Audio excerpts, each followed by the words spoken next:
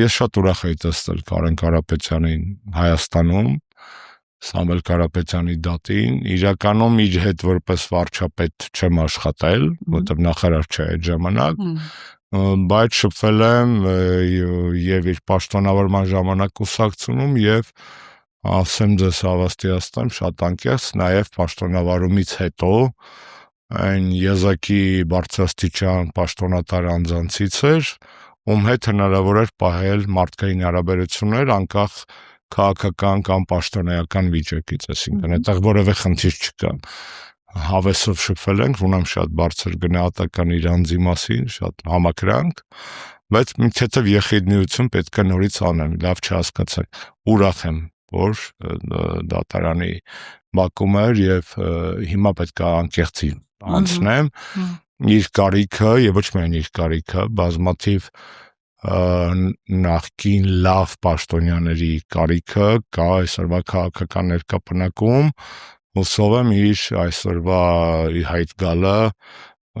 միանվագ ակցիա չէր կամ տարերային չէր եւ կկրի համակարգային բնույթ, բյուրոկրատական լեզվի տակ թաքցնեմ այն ինչ որ ուզում եմ ասեմ։ Կամ լսացնեմ այն ինչ համագործակցության հետ կապված, տեսեք, հենց հարց տվեցիք անգամ ինքը այսօր շատ ճիշտ փակեց այդ թեման, դե ի՞նչ է նշանակում համագործակցություն։ Մենք քաղաքական ուժ ենք, ինքը անհատ է։ Արդեն ձեր հարցի մեջ կա ասիմետրիա, չի կարող անհատը ողջ հարգանքով այդ անհատի հանդեպ համագործակցի քաղաքական ուժի հետ։ Դա ասիմետրիա է, կառույցը մարդու հետ։